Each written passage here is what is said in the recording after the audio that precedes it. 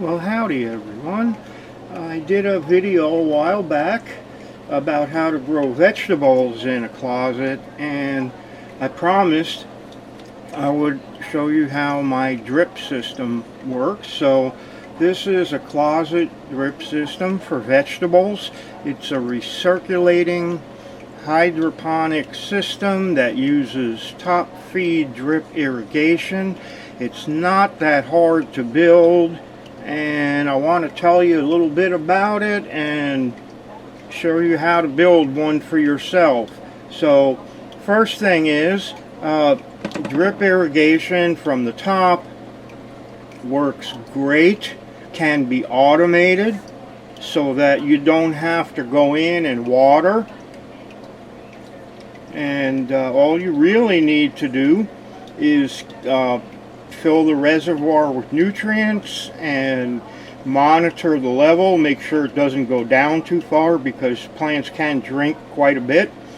And it's run on a pump with a timer, so it's all taken care of. Now, timing is going to be something you'll have to work out for yourself. It's going to depend a lot on the size of your pots and also on how big your plants are.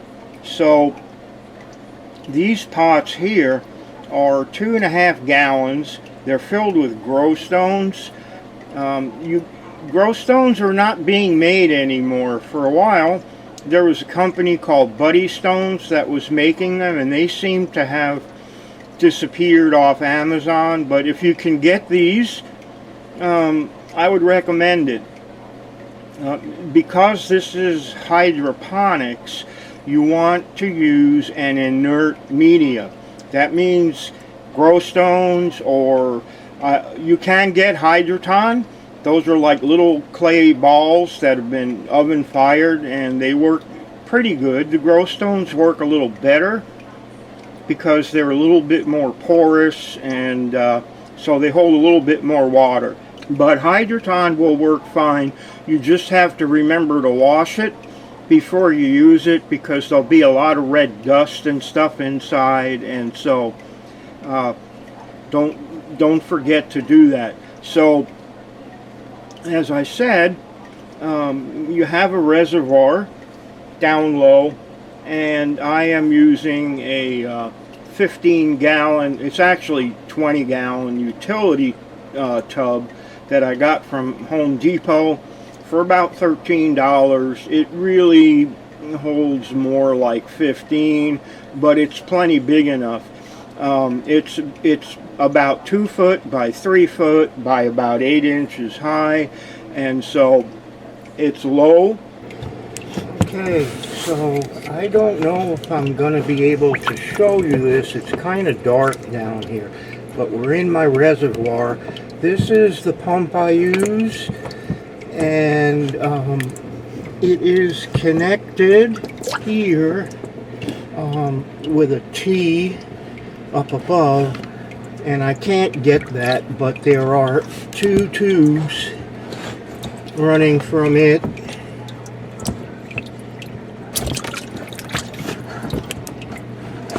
There are 2 tubes here. I don't think you can see them. Well, there's one, but they're connected to a T, and they go up to the reservoir. And these totes that I'm using, I showed you, they're setting on boards. I have holes drilled through the boards for the intake and the drain. My drain goes directly into my reservoir like a waterfall. The intake is another fitting. What you're going to need to set this up is this here is a Botanicare flood and drain system. This is the input, and this one here is your drain. The drain is made of multiple sections, so you can adjust the height if you're doing flood and drain. But for this type of a system, you're not going to do that. You're just going to have this fitting here and this fitting screwed in, because you're not trying to raise the water level, but you want this screen here so nothing, you know, large, because these grow stones and the Hydroton, they do float. You don't want them to get into your reservoir where your pump might suck them up. So now to get these fittings in, you're going to have to drill a hole in your tote, and if you're using Botanicare fittings, this is what I use. It's a 1 1/8 inch hole saw, and it will be a little bit tight, but you should be able to screw the fittings in. And you also, on the fittings, if you looked at them, you'll notice there's a rubber gasket. The gasket goes on the underside of your tote. So you'll cinch them up, and you'll need some tubing to get down, 1/2 inch tubing to get from the intake to your reservoir and your pump. And the other fitting here, this 3/4 inch one, I leave the end open and have it drain directly into my reservoir. You can use a piece of 3/4 inch tubing for it, but that's how you tell them apart.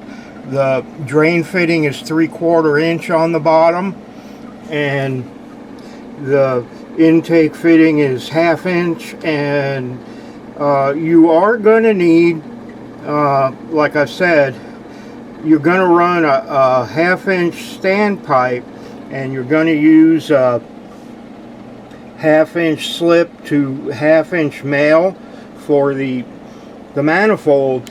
But you're going to need to go from 1/2 inch to 3/4 on the bottom, and that fitting can be kind of tricky to find, but it is around.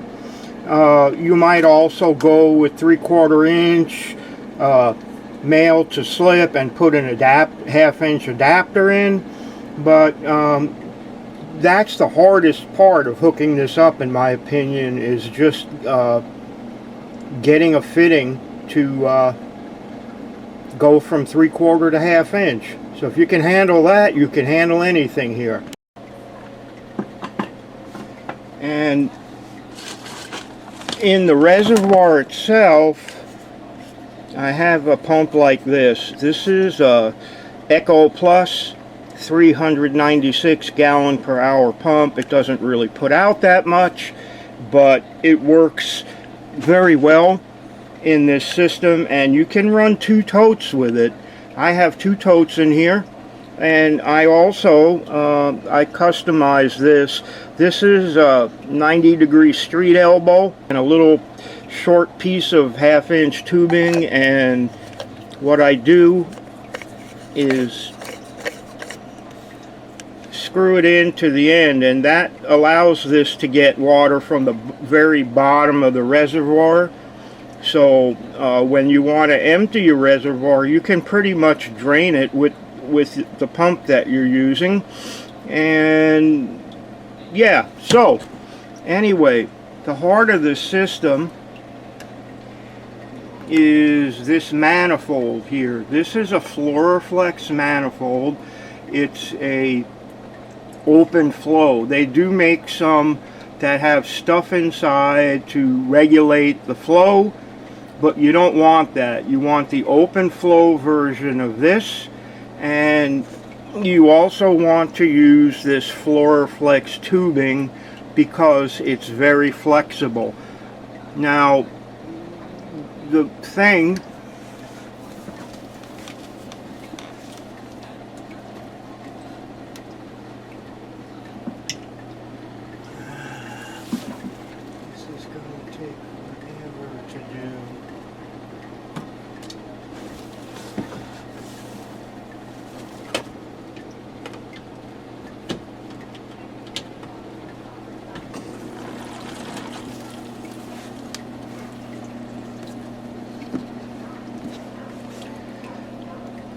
Okay, so the thing about this, I use open-ended drip lines because the regular drippers, they can plug, and I don't want to deal with clogs. I also use multiple drippers per pot.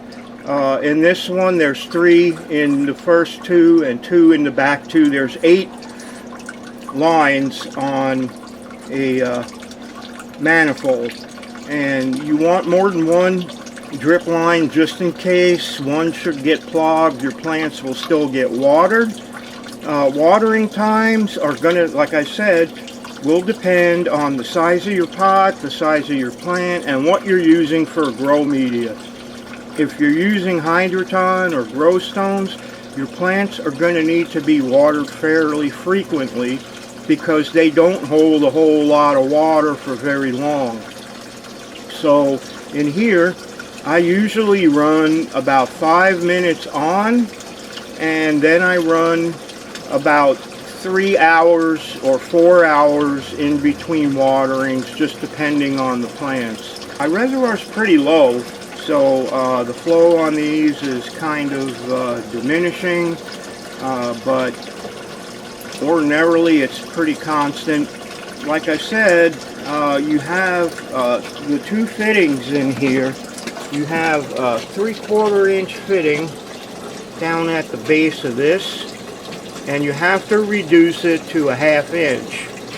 And then you have a piece of 1/2 inch PVC, and it goes up to your manifold, and the manifold takes a 1/2 inch. So you have to take that 1/2 inch piece of pipe, put a 1/2 inch slip to male, and screw it into the manifold.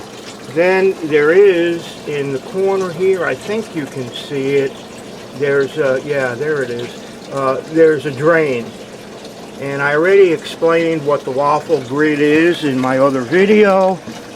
So if you don't understand it, go back and watch that, read the article. And yeah, so because I'm using a media like this, it doesn't have any buffering qualities like soil does or cocoa does, and that means you feed at a lower level, because what's going to happen is these plants are going to get what they need almost constantly. So because they're being fed constantly, they don't need as many nutrients all at the same time as if you were hand watering. Now, the other thing about this is you probably want to use hydroponic nutrients, because if you use organics, stuff like that, it could plug your emitters, and it's just not good for a hydroponic system. So you'll get better results with hydroponics. Your plants will grow faster, and they will probably yield more too. You do need to have good lighting in here. You know, you can't grow plants in the dark. They're photosynthetic, they need light. So if your lighting's on point and you get your watering dialed in, you'll be able to really grow some nice vegetables in here. I'm getting ready to set some tomatoes in here. What I do, I start my plants in cocoa in small pots, and then when they're big enough and I have roots coming out the bottom of the pot, I set them in the middle of the grow stones. Now, another thing, before you run your system, I would make sure that the pebbles that you use are totally soaked, so that water will go through evenly, because you can sometimes get channeling where the water just runs straight down and out the bottom, and it doesn't, you know, move sideways much. And if your media is already wet, it'll spread out better. So you might have to start out actually top feeding your plants for the first few days until they get roots down into the Hydroton. But after that, everything is automatic. You just, you know, plug your pump into a timer, And you can start, like I said, about 3 hours between waterings and water till you're getting runoff out the bottom of your pots. That might be, 3 minutes. I run 5 minutes just because you want that runoff that way you're always flushing out any old nutrients and any salts, and like I said, this recirculates. So after it goes out the bottom of the pots, it will go down through the drain into the reservoir again, and it will be refed. Now, plants don't always eat the same stuff equally, so you will probably want to change your reservoir every 2 weeks, because they'll eat more of certain things at certain times. And even though you can measure the parts per million in your reservoir, it doesn't tell you what they're coming from. So all the calcium could be gone, all the magnesium could be gone, there could be a lot more nitrogen and potassium than you want. So it's a good idea to change your reservoir at regular intervals. Now, once you get this set up, like I said, it pretty much runs on autopilot. So there's not a whole lot that you need to do other than monitor your reservoir. And for that, you really should have a TDS meter and a pH pen at the minimum, or a all-in-one meter like I use. I use a Hanna combo meter, and they're expensive. Those are, like 200 bucks, but you can buy a pen, a TDS pen and a pH pen for probably 20 bucks on Amazon. They're not as accurate, but they're probably good enough, and you'll want to check it. So the other thing is, I don't use RO water because my tap water comes out of the tap at only 30 parts per million, so it's almost RO. But if you're using well water, or your city water has a lot of dissolved nutrients in it, you might want to run RO water, just because you don't know what's in it. Some cities have really hard water, and hard water can be a problem because it can have a lot of calcium and magnesium in it, but it can also have a lot of other things in it that you don't want. So if you have hard water, you're probably going to want to run reverse osmosis water. You can buy a RO system for a couple $100 and make your own RO water from your tap water. So that's another option. So that's the basics of setting up a top feed drip system. And this system will work really good for vegetables. It'll work good for any crop. It's best suited for larger plants like tomatoes and peppers, and I'm going to have some cucumbers in here too. I try to grow bush varieties of those things and try to keep the height down, but I do have a trellis set up in here in case I need to use it. It's a good idea to spread out the tops of plants so they get more light, but that's another story. You can see these are all getting watered, and